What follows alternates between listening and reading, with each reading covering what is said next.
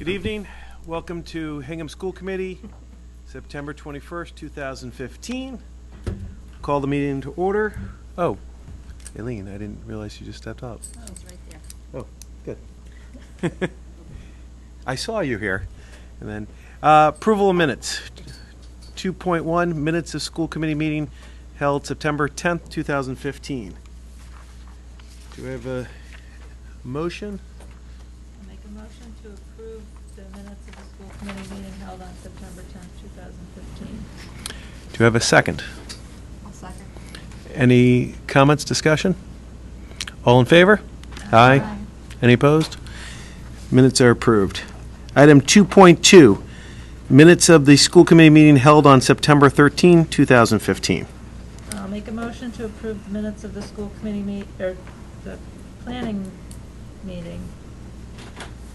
Correct? Yeah. It wasn't a school committee meeting, so the planning meeting. Oh, it was a posted meeting, though. Oh, okay. And the school committee meeting held on September 13th, 2015. Do you have a second? Second. Any comments? All in favor? Aye. Any opposed? None. Thank you. Questions and comments? Yes. Thank you, Alex.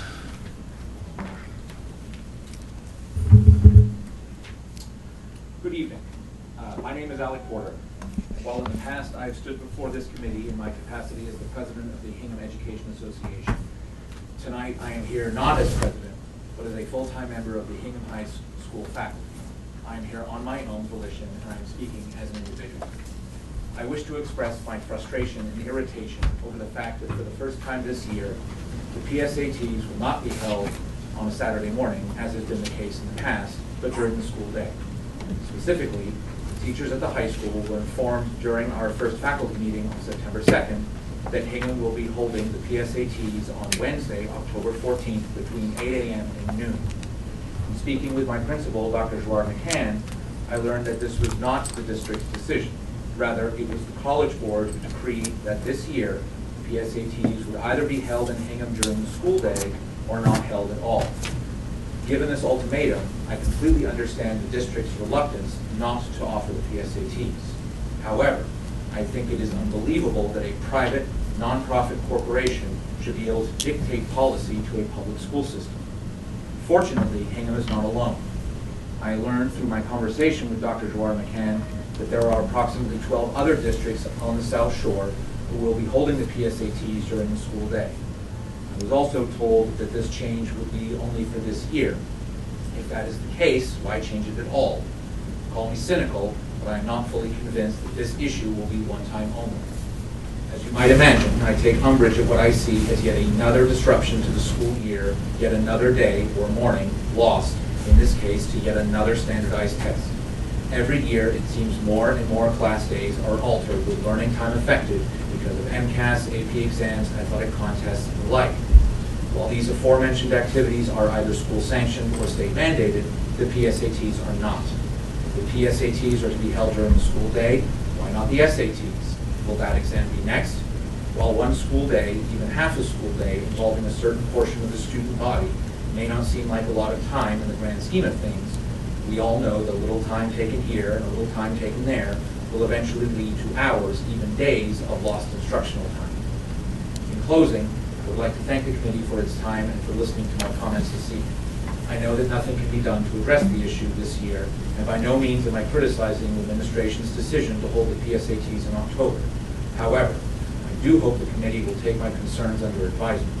I also hope that with enough disapproval expressed openly to the College Board, this occurrence will indeed be for this year only. Again, I emphasize I am not here as the association president, but rather as an annoyed, exasperated faculty member who is simply trying to maximize the time he spends with his students over the course of the school year, and who is finding that goal to be more and more challenging and elusive. Thank you. Mr. Porter, as a parent, I agree with you 200%. When I first learned of it, I couldn't believe it.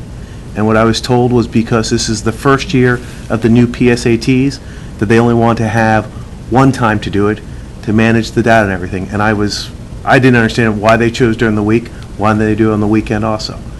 And when I first learned it, so I'm only speaking from my point, I'm sure other people also had. When I first learned of it this summer, summer. As soon as I saw it, I contacted Dr. Gallo and talked to her about it, and Who is equally frustrated. yeah.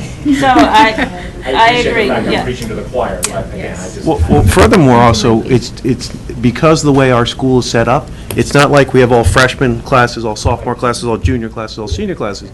It infects the entire student body. And you are right, it's a day. And, no, I was very disappointed on it.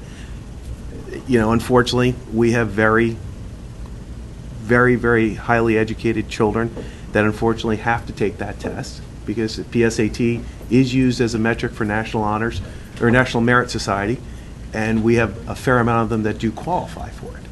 So that's a burden of our own success. And Thank you.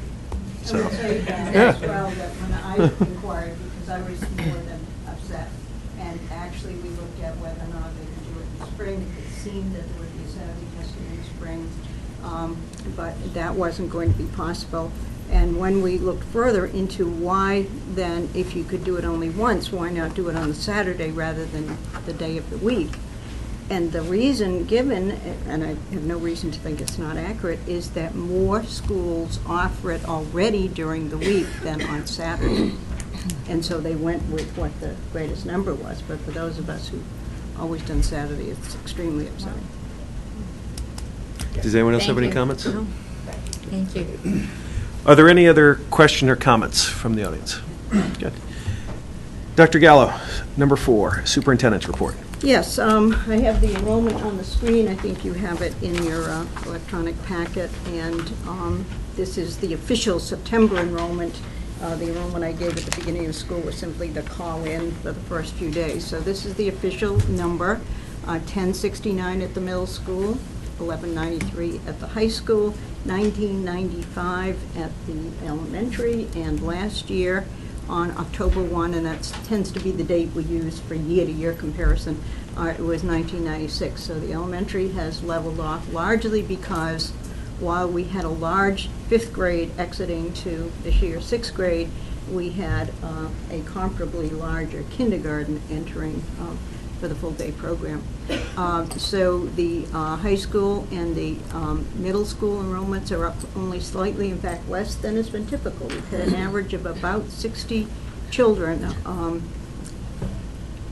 difference from one year to the next for more than 10 years. And this year, that total, if you look down at the bottom of your chart and compare the 4257 that we reported last week with the 4224 that we had last October 1, it's up only 33 students, still up, but less. I think one of the things we noticed this year was more children exiting for private school at grade 7, which we anticipated with so many of the parochial schools moving to a 7 through 12 model. And that means that comparably less youngsters moved out from 8 to 9, still a number, but less. I do think that the total number who go out for private school is remaining about stable from one year to the next, but they'll be going earlier than in the past. So other than that, not much comparable. The pre-K counts that we normally have here are still settling in. As you know there, it's a matter of the number of children we have who have an IEP and attend the preschool together with the total number of typical children, and that isn't all sorted out at this point. So that is to be determined. 47 children out of district as of last week anyway. Only one vocational student. Remember, we're always concerned at budget time about how many there might be because we don't find out until May or early June whether or not children get accepted. So that's a very small number. So that's it for the September. Can I ask a question? enrollment. Sure. So, right now we are at 1193 at the high school. We're 1069 at the middle school. If you take the middle school and add the 5th grade of 363, that puts us over 1,400 kids in 4 years. Well, but remember, if we add that 363, when those kids, if you look at the current Right. I mean, do you think it's going to grade- still be around 1,200? Oh, yeah. I think we'll get to 1,200. I think, though, that it is not as if you can take the large class and multiply by 4 and assume that we would ever get to that point. because look at the 7th grade with 366 students, and last year we opened with 388, or something very close to that. So there are 20 fewer students, and then the 8 to 9 gap goes down another maybe 15 to 20 in a year. So, But I guess my point is, we have, just on paper, we have over 1,400 kids TV's not on? No. in grades 5, 6, 7, and 8. current, yes. And we have 1,193 right now at the high school. Right. So are we going to be close to, are we going to be over 1,300, or are we going to be It's down not on around? there, but they're not on. Yeah. I mean, granted, you don't have a crystal ball. Yeah, well, I think if we take the number of students and subtract maybe 25 or 30 from each of those grades. Okay. A combination of youngsters exiting at either grade 7 or grade 8, then we'd have a better sense of what the total will be. Okay, Yeah, thank we're you. probably going to get to 1,300, but Okay. not to the 1,450. Anything else? All right, Kids in Action, I left you a brief report. Kathy is also here on Kids in Action. And of course, all of last year, we were very nervous about the fact that our wonderful Kids in Action program, the biggest component of that, the biggest single program that they had was the kindergarten wraparound. And going to a full-day program, we were really concerned that we would be able to maintain a viable program for the before and the after-school component, and then the small preschool. So this report indicates that in fact we're viable. It doesn't mean that some people didn't suffer a loss in terms of either hours or a job, although some of those folks did come to work for us as paras in our kindergarten program, the full-day program, so there's an opportunity for a few of them to do that. So it's not as if there hasn't been a loss in terms of both the program and the staff, but we do have a good number of youngsters who are doing before and after and the pre-K this year. So down over 100 students, but that's because the kindergarten, typically more than half of our kindergarten children did attend the wraparound program. And so we're down about that number. So, Kathy, did you want to make a comment? No, let's have questions. I have a question. Kathy, do the enrollments at each school tend to stay, year to year, fairly consistent? Yeah, East Kathy, and can you do us a favor and come be on TV? And also, just for, if you could just name and your and your title. I'm Kathy Jordan, I'm the director of Kids in Action. Schools do tend to keep their enrollment steady. Plymouth, River, and Foster are the lower for the full school, and East and South School have the most enrollment. And they're the biggest schools of Right. enrollment wise as well. All right, thank you. Thank you.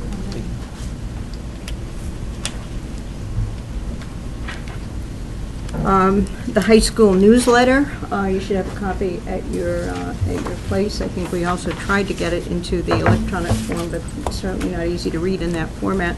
But always a good information there, and I would call your attention in particular to the PSAT information, which went out to parents and the enrollment and sign up there, ironically. And also the Christina O'Connor piece that's in the middle.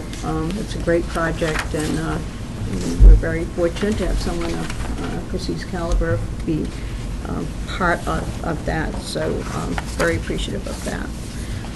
The METCO report, just an update. Typically, we have anywhere from 35 to 40 youngsters enrolled. This year, there are 36 enrolled, and typically we replaced children graduating. This year, we only had one METCO student who was a senior who graduated and has gone on to college. And then we try to enter children as early as we can, but you know how challenging it is in the early grades to find spaces. So we've taken kids this year at a number just to keep our total up.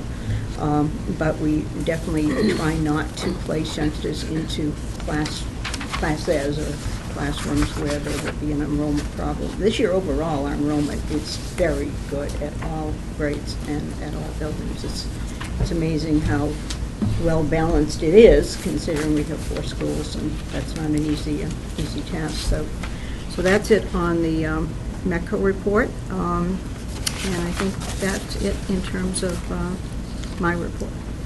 Does anybody have any questions for Dr. Gayle? Anybody from the audience? Okay.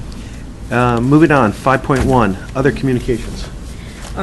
There is at your place tonight some information I just received this afternoon from Dave Basler on the town side, the human resources gentleman, and we will have the annual ethics training for those of you who would love to hear it again or perhaps need to hear it the first time. This is intended for employees or members of committees and boards. As you know, the school committee is considered in a category of employment, so any of you and all of you are welcome. The training is on November 10th at either 5 o'clock or 7 o'clock, because November 10th is the night before a holiday, so I'm not sure that will be a popular event on that night. Nevertheless, it's always well done and a good chance to get questions answered if you have them. I'm assuming that likely they will tape it, and so perhaps if that isn't a good date, we can have it available for people to see. The other thing is that was a parent letter, and the parent letter included an article, a fairly recent article, about school start times and recommendations for times to be later for everyone, in particular for middle school students. And I did respond to the parent that you have that letter, that I would make sure that you had the information, and you have it tonight, and as well that I have it on the agenda for the next principals meeting. We do need to keep abreast of any new research, and we will discuss it. However, as I pointed out in my memo to you, if we looked at all of the mandates and all of the guidelines for things that we should be doing, we couldn't possibly do them all. And that includes things like how many books there should be in our libraries, and how many, what's the student counselor ratio in guidance counseling, and what number of days should we be in school, how many hours do we need to be in school, and when do we need to do all the testing and all of that. So we have to look at all of these things as they come along. Changes such as a change in school start time would be something that would be an enormous undertaking. Last time we did that, we had quite a large group of people. Paula worked on it for nearly a year, presented a report, and we did take action. Transportation, of course, is key in start times, and physically, logistically, we could not have a 7:30 school and maintain transportation schedule with the same, or even nearly the same number of buses. So that's always a consideration. And while we like to think that we can make all decisions based upon what's the right thing and what the research is, there are times when we also have to consider practical considerations. So we will discuss it at the principals meeting and see whether or not there's any thought about undertaking a big study again. I'd be interested too in what you all think. It isn't something that I particularly am anxious to do, but we all should always should look at the research. So 5.2, student communications. Brad is not with us tonight. He's out competing. So that's, we're not going to report for him. I would like, though, to say, Dr. Gallo, and I'll give credit to Margaret Coady, our athletic director, I think the use of the multi-purpose field has been exciting for the town so far. They had that wonderful 9/11 event, and then I don't know how it all got arranged, but the youth football and cheer teams were there Friday night, and there was a bunch of kids there, and I thought it was well attended, so good to see. Does anybody have any other communications? Otherwise, we're going to move into unfinished business. 6.1, to act on the proposed revision to Transportation Policy Section 7.6, 7.6.2, 7.6.3, 7.6.5, and 7.6.6 of the HPS School Committee Handbook as recommended by the Policy Subcommittee. Liza? Okay.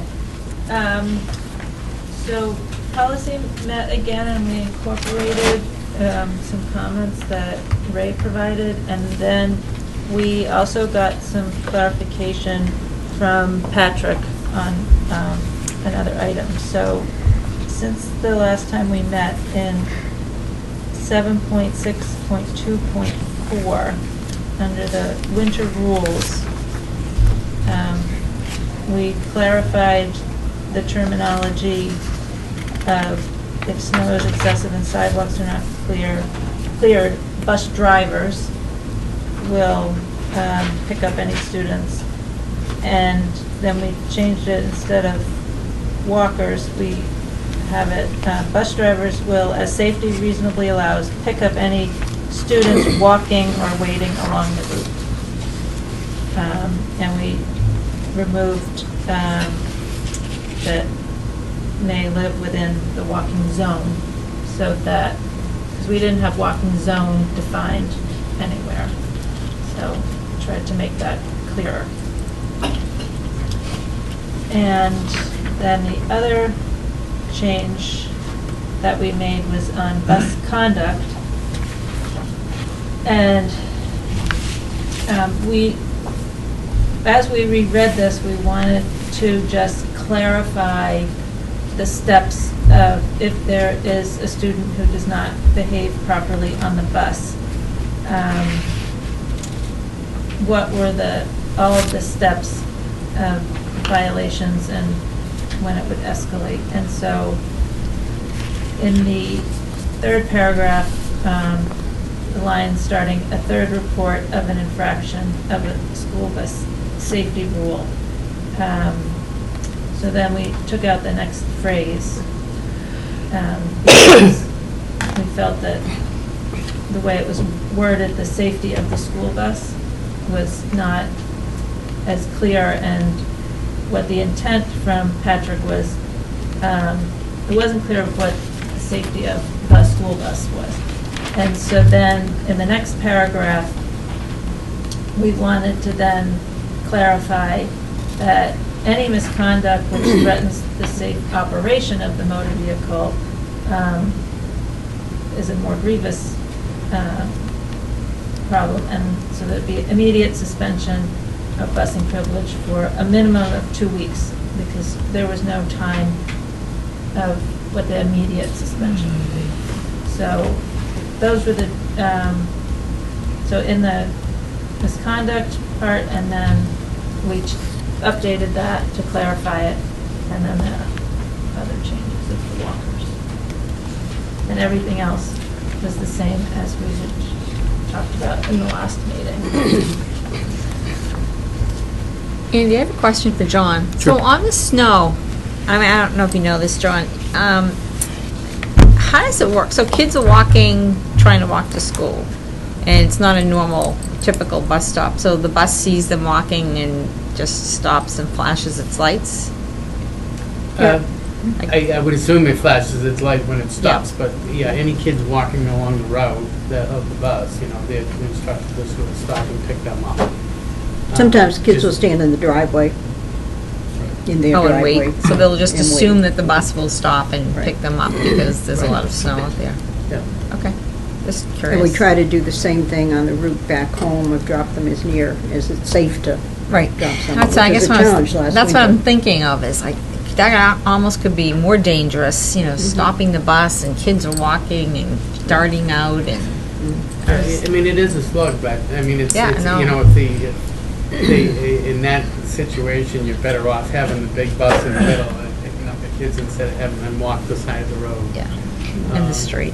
Yeah. And Carol, that's So- why we specifically said as safety reasonably allowed, so Right. that the bus drivers could be Call allowed to make a themselves. judgment call about whether they feel like it's safe for them to even stop at that particular point. And that's also why we added students walking or waiting along the route, so that if they were in the driveway waiting, that would count as opposed to them just walking, because it Right. was only walking. It is current practice, that's what we've Right. been doing the Although- last few years. We had said nothing about it, but it has been our practice. I actually feel more relieved hearing that kids are kind of waiting by their driveway to get picked up, knowing this will happen. Well, this last year, you wouldn't be able to see anybody, so. It's true. You have to have a This flag last that you year, raise yeah, over yeah. the snowbank.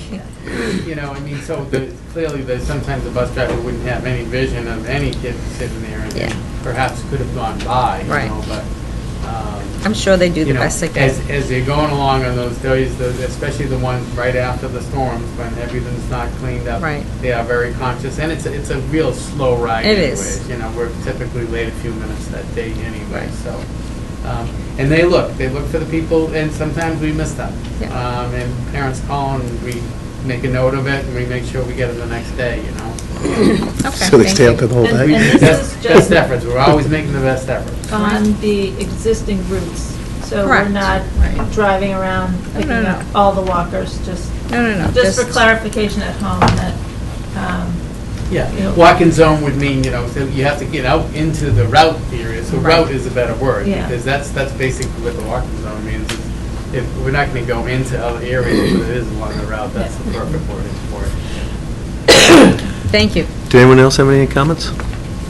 Does someone want to make a motion? Could I just make one? Yeah, sure, Yeah. John. You know, I wasn't sure, but just looking at the 766, when we talked about videotape, I was wondering if maybe we should say recording instead of videotape. And I'm not sure that it makes a difference, but, For moving forward when things change? well, yeah, I mean, I would imagine, you know, we're going to get new buses, and maybe these cameras today just have a USB port in them, or, you know, whatever. Yeah, that's a good point. I hadn't So thought of instead of saying a videotape, you know, it's a Just recording, say- Oh. and they will in fact be overwritten, but just to sort of update it to now, because I don't think, we still use the videotapes in the buses that we have, but we're going to do a new bus contract, and I think the recording would be more generic. then do we want to take out the word video and just have the word camera? I think video's fine. Oh, okay. I mean, because it is a video Okay. recording. And it's a video only, so it's. But it's It's in, not videotape, It's just in video. That should change to recording. and then, but it's used 3 places. Yeah, in the second, in the You last sentence where it just says say video. Sure. Or you In can this just say videotape, you recording. just say video, Video? Yeah. That's even. because it is even video, clearer. whether it's Yeah. digital There or twice. Okay. some other media. Yep. So take out tape 3 times. Great, so better word than recording, sure. Yeah. Okay, good catch. So you want to make a motion? Sure. So I will make a motion to approve the revisions to the transportation policy, section 7.6, 7.6.2, 7.6.3, 7.6.5, and 7.6.6 of the school committee handbook, Second. As revised. as revised. We have a second. Any discussion? All in favor? Aye. Any opposed? Thank you very much, policy.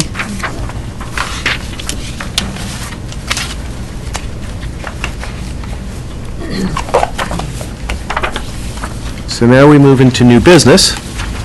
7.1, to hear a report from Hingham Middle School, including the school council improvement plan, update from 2014 and 15, and the proposed plan for 2015-2016. Derek?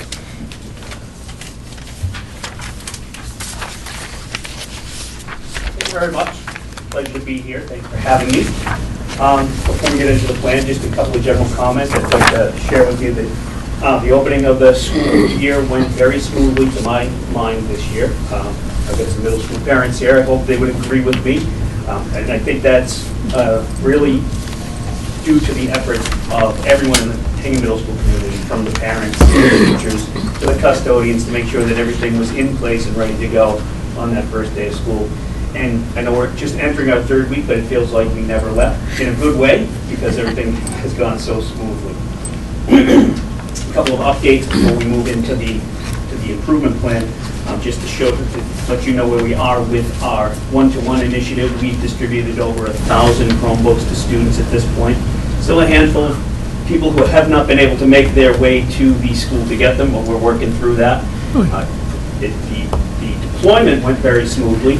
I don't believe anyone had to wait for more than a couple of minutes to get their device, which, when you're thinking about handing out over 1,000 of these things, is a great way to start an initiative. It sets the tone that we're prepared and we're well organized, and we've given this a lot of thought, which we certainly have. We're not without our challenges. We have Been working through some technical, not glitches, but hurdles, I'd say, things that we need to sort out, and that largely comes around the synchronizing of the various accounts that students have. Their Google Classroom account, their Chromebook username and password, their Hingham Public Schools account. We need to synchronize all those. For our current 7th graders, we did that last year when these devices were deployed to 6th graders, so that was pretty seamless. Our 6th grade teachers have been taking that on with our current 6th graders, and we're getting them up to speed, and we just need to work on our 8th graders. But overall, I think the program's working very well. Very pleased with how that's gone. Another new initiative that we're exploring right now, with the help of HCAM, Mary Dunphy, our television production teacher, is looking to start a video news club after school so that we can make maximum use of the facilities that we have. And it's great to partner with a group like HCAM.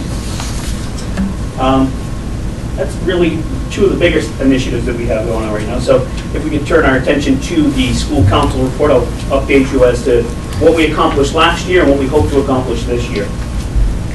Last year, obviously, one of the biggest things that we undertook was the implementation of a one-to-one computing program at grade 6. We consider that complete at this point.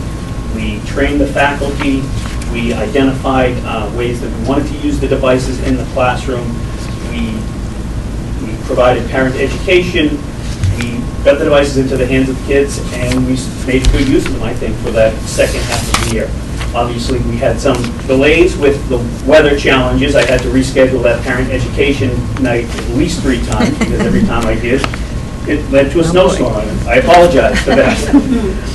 We will be doing another parent education evening soon for our current 6th and 8th grade parents, and any 7th grade parents who'd like to join us, just to talk about what the goal of the program is, what we expect to do with the devices, and how they can support the students at home. Second goal last year was to maximize the safe and effective use of the new facility. You know, people think that you just walk into a new school and everything's ready to go, and it's not. We had to give some careful consideration to various aspects of a new school, whether it be plotting our evacuation routes and training staff on how we evacuate the building where the students go to analyzing hallway traffic patterns to see how do we have to reroute certain kids, make certain stairways one way at different times of the day. We had to study the flow of traffic in the parking lot as parents pick up and drop off their students as relates to the buses and the walkers. So we took a few weeks to really carefully look at what was going on. And we did have to make some adjustments, but I do feel that we have now established routines and procedures that keep all of our kids safe inside the building and outside. We developed a plan to train faculty members on the use of technology in the new facility. Tremendous amount of technology in that building, in the classrooms, from the distance learning theater, even the technology that's incorporated into our auditorium. We needed to teach people how to use that. I consider that in progress still, because there's still many aspects of the school that we're still trying to get everybody up and running with. You know, the nuts and bolts are there. The classroom materials are used daily by the teachers, and they feel comfortable with those.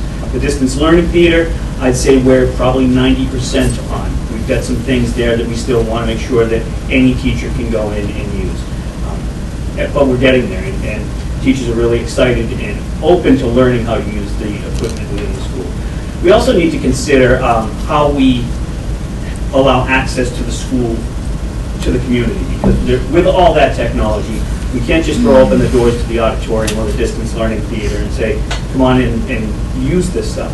It's delicate equipment, and we need to have a system in place that will make sure that the equipment is well cared for and well maintained, even in the absence of school administration. Obviously, the middle school is a community building, and we want to see people getting great use out of it, because so much time and thought went into the design of it. So again, that is in progress still, the training of faculty. And we began by saying we wanted to look at the possible transition from MCAS to PARC. We kind of tabled that goal after a while, because it was clear that we were sticking with the MCAS. We didn't want to expend a lot of time and effort onto something that was still very much an unknown. We had discussion around it. We looked at what it was like to pilot that test the previous year. the impact that it had on instructional time. But again, we did a paper and pencil-based test as opposed to the computer-based test. So any analysis on our part really wasn't going to be authentic when you think about what the ultimate goal of PARC would be, which would be a computer-based test in most cases. So we haven't given up on that goal. We are just putting it aside while we figure out where we're going. And wait to hear from the state and you after that. So those were last year's goals. And we now look at what we're hoping to do at the middle school this year. Obviously, we're building on that goal of the one-to-one implementation, and we want to extend that to all students in the school. Step one really was to deploy all the devices, and we've accomplished that. We've been training the faculty for the past year, if not year and a half in some cases, as to the use of the devices, and looking for ways that they can make them a useful tool in the classroom. And what I try to stress to the teachers and to the families is, we're not looking to throw out the good teaching that's gone on at Hingham Middle School for so many years. This is another tool in your toolbox that you can use to enhance what goes on in the classroom.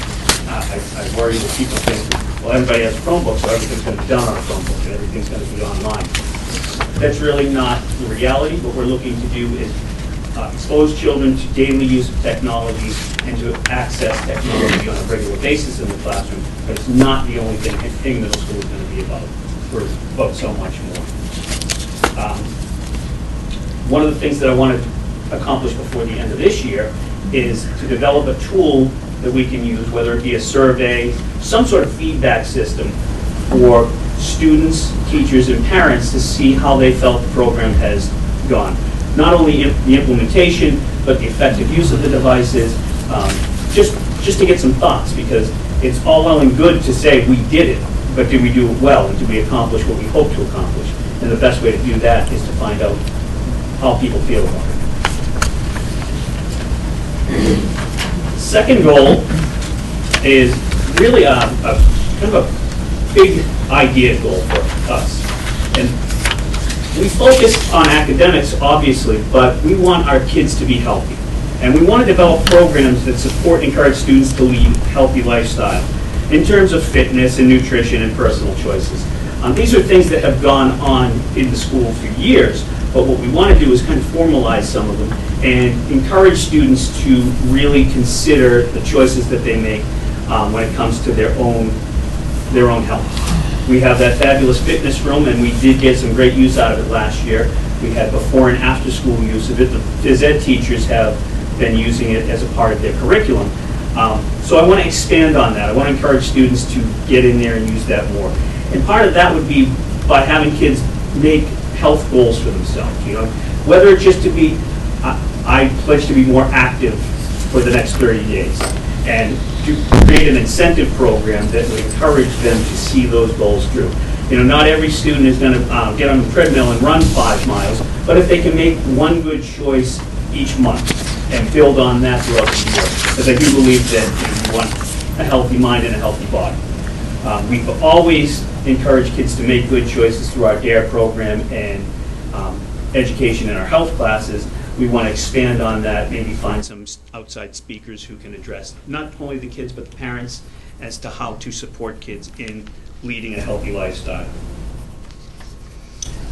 Third goal for this year would be to improve the middle school website in order to provide parents and students up-to-date and accurate information regarding school events and programming. This is something we talked about a great deal last year as part of our school council, and we wanted to formalize that in the form of a goal. And really what we have is a website that we could be doing more with. It has the ability to provide more information. And even already this year, if you were to visit the Google Calendar that's embedded in that website, you could find our MCAS testing windows for the spring. The fall extracurricular activities are posted, so if a parent was interested as to what intramural activities are up and running right now, they have that information, so they can help encourage their kids to take advantage of all aspects of the school. Part of that is to identify who's responsible for what within the school. It's always been kind of an ambiguous thing, and much of the time it would fall to myself or our technology coordinator, and what would happen is we would have other things that we need to give our attention to, so those things went by the wayside. And the town's invested significant money in these websites. We want to make sure that they're used appropriately.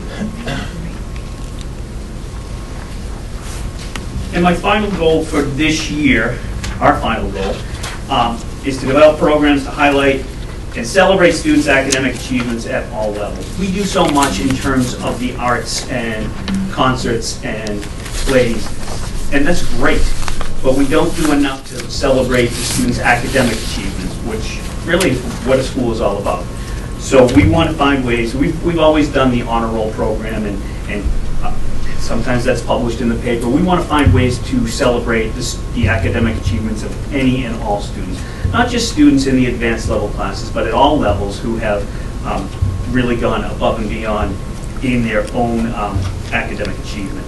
So, going to explore what some other communities are doing around that area and hopefully put something into place over the course of the school year.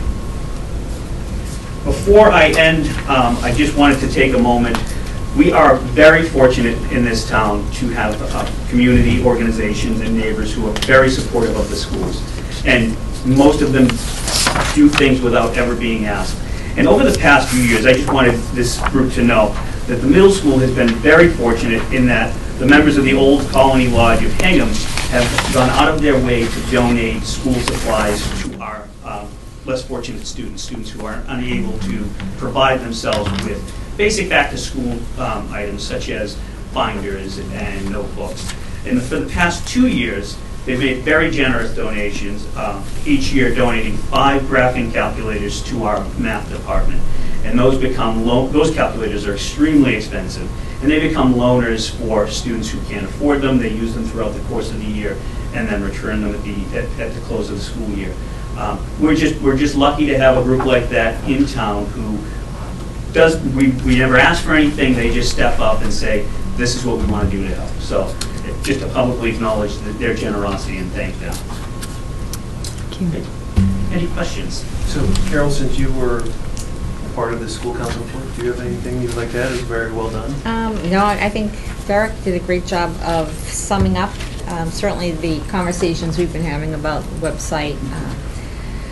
I have a question on goal number 2. I think that's a fabulous idea for a goal for the healthy lifestyle. Are you talking about it more in terms of physical and mental, or are we expanding, are we staying away from social media, incorporating that area into the healthy lifestyle?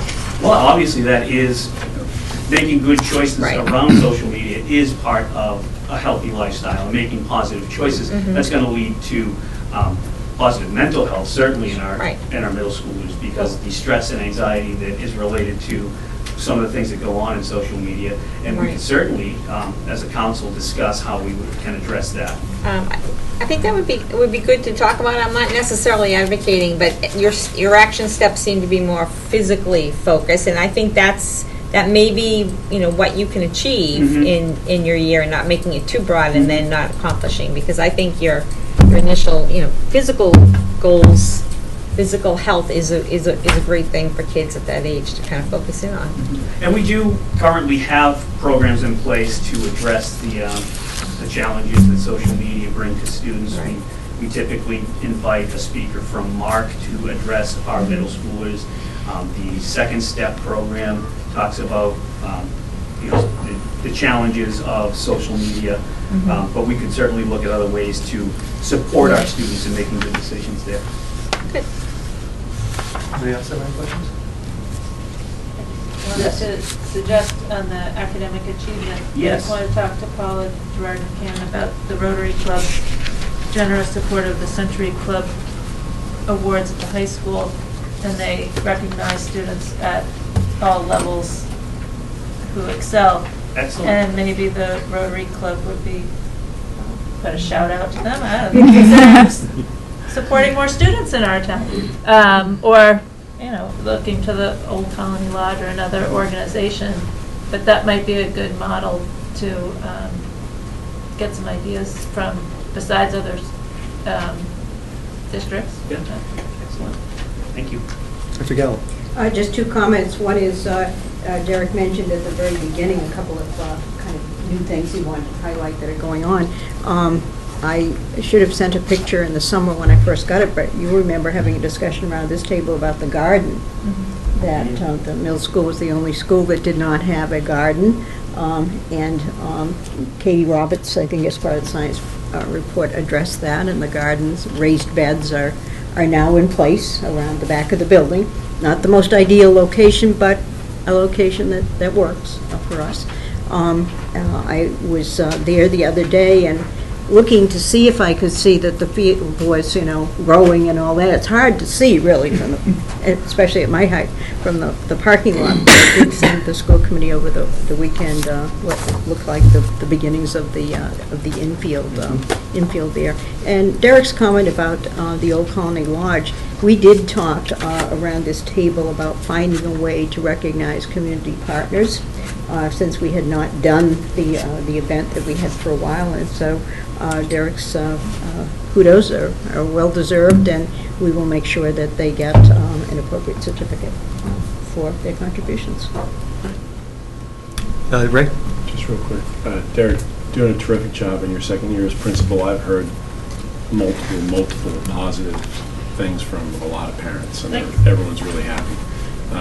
Just real quick on the gardens, that's something that the building committee was able to participate in and split the cost with MTO. And also the building committee covered the cost of 4 apple trees that were installed on the north end of the property, that they're going to be integrated in the family consumer science program, the science curriculum. That was something that the Green Committee, Pam Hardy, brought to us and we considered and were able to incorporate. So it's a nice partnership to be able to really improve the school and give it something that the others did have. Yes. Maybe we can get the bees from the high school to pollinate up to the apple trees in the middle school. Yeah, an interdisciplinary activity. Did you have a comment, Cynthia? Thanks for mentioning it. I just wanted to say, as a middle school parent, I thought the open house the other night was really well organized and well done, and really appreciated all the effort Thank made. you. That is a challenging night logistically. We have several thousand parents coming and going, and parking is always difficult. So I'm glad from your perspective that it went smoothly. I always think it's a great night. People walk away very pleased. We have such great teachers that parents can't help but be happy when they leave the open house. But I'm glad that all aspects of it went No, well. it was great. Thank you. Thank you. Any questions from the audience? Dr. Gayle? Just one other comment. Derek mentioned the Health and Wellness Center, and I've had 2 inquiries from people in the community who would like to use that. One of them, a person who had been using the high school facility for a continuing ed project. And what I've said to those 2 folks is be patient for a while longer, because we need to assess how we're going to use it for our school programs, whether during the day or after school. And then at some point, we probably are going to be pushed, if you will, to open it up to the public. But I've said we need to meet school needs first, and my thinking was not just high school not just middle school needs, but in the interim, while we're talking about what we're going to do at the high school, that it may be that facility could be used in the evening, for example, or on the weekend by high school students. So just be aware that people have been very respectful in asking, but I've simply said hold off a bit longer until we get our feet under us in terms of the use we need for schools. First I heard of having apple trees at the middle school. I think it's a great idea. Low maintenance, this is a bumper year for apples, for those of us who grow apples. And I hope you do as well as the community's doing. You going to give us some? Next year. Next year. Yeah, no. Thank you very much, Derek. Thank you. Thank you. 7.2, to consider the home application for Cosette Yungton, grade 6, for 2015-16 school year. This is a repeat application, and we would recommend approval. Does anybody want to make a motion? I'll make a motion to approve the homeschool application for Cosette Yungton, grade 6, for the 2015-2016 school year. Second? Second. Okay. Any comments? Questions? All in favor? Aye. Any opposed? None. Thank you. 7.3, 7.4, 7.5, to receive notification of appointments of paraeducators, to receive the notification of the appointment of Kathleen Savory, post-secondary planning coordinator at Hingham High School, and then to receive notification of the following lane changes effective September 1st. So congratulations to all the people in 7.5. Dr. Gayle, any comments? No. Okay. I think you. Any comments? Okay. 8.0, other items as may not reasonably be known 48 hours in advance of the meeting. Dr. Gayle? I did leave a note at your place tonight that Ray had promised to, I requested that Ray check with Bob Garrity on Do you want to comment, Ray? the item, and that was sent to you on Friday. That had to do with a settlement that impacted a prior building project. Did not involve us at all, the settlement, but we did want to get Bob Garrity's opinion on it as the counsel to the building committee, and he did send a response to you, a brief response, but helpful, I think. Do you have any other comment, Ray? The only thing I would say is I think there was the smallest concern that this originally arose out of a bid protest in connection with the e-school project, and essentially after an investigation, the Attorney General found that the contractor that performed the work for us on the project had not used minority-owned business contractors to the extent that it had said it would and promised it would, and filed paperwork that it had, and actually self-performed some work. There were 3 different contracts. The Attorney General's investigation discovered that conduct had occurred. Our e-school contract happened to be one of them, and as a result of the investigation, there was a settlement that the Attorney General's office reached with the construction company, and we were the beneficiaries of just under $133,000. It really had nothing to do with our underlying bid protest, which was subsequently led to litigation and an appeal.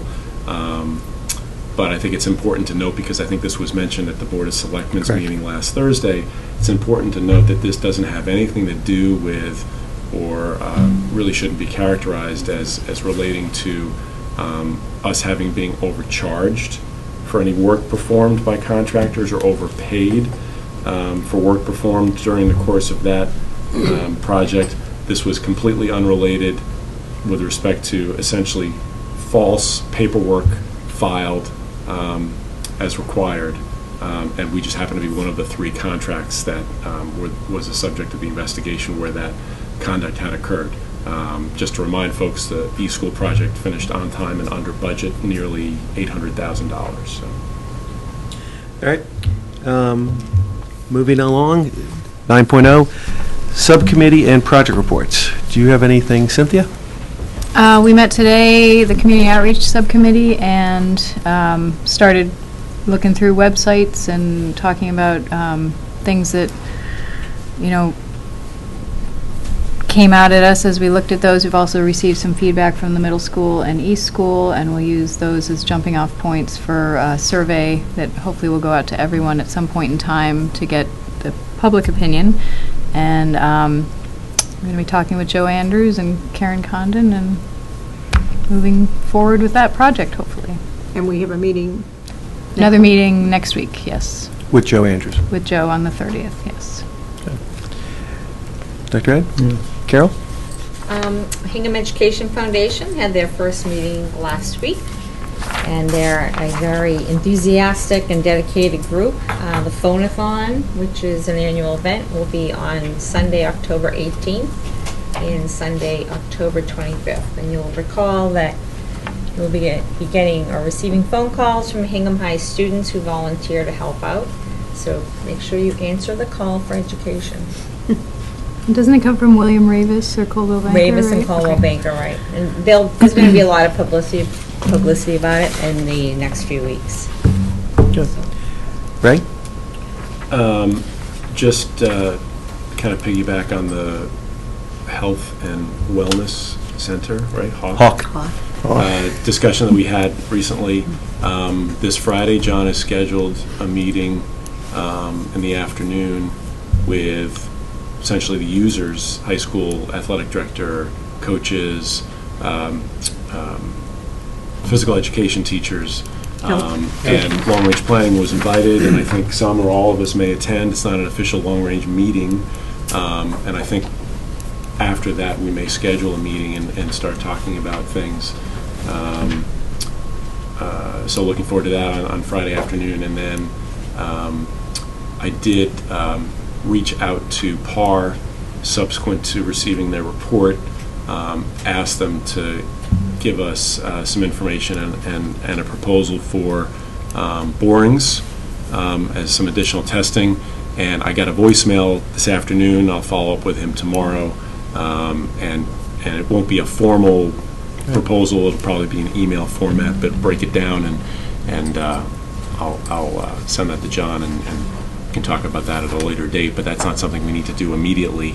I think, based on the report, the next phase was talking to the users and starting to discuss programming, which is what they're going to begin on Friday. Liza? For policy, we're continuing our work on Section 3, trying to finalize that, especially the appeal process. And then we're getting into the student restraint, finalizing any updates from that. And we're meeting September 28th at 12 o'clock. Wonderful. Okay. We had a very good planning session. I know there's some follow-up things there, so make sure that we all stay on track with those meetings there. Other than that, Dr. Gayle, do you have anything? Just that I had a verbal notification this afternoon that the town forum that had been scheduled for October 18th is likely to be changed because of a conflict of another event in town. So just stay tuned, but it likely will change perhaps to November 1st. Great. That's not definite. Good. So, a record 1 hour. Okay, it's shocking. So, Good record. if someone wants to make a motion to adjourn, I would take it. I'll move to adjourn. Don't do that. Second. All in favor? Aye. Aye. None against? We're adjourned. Thank you very much.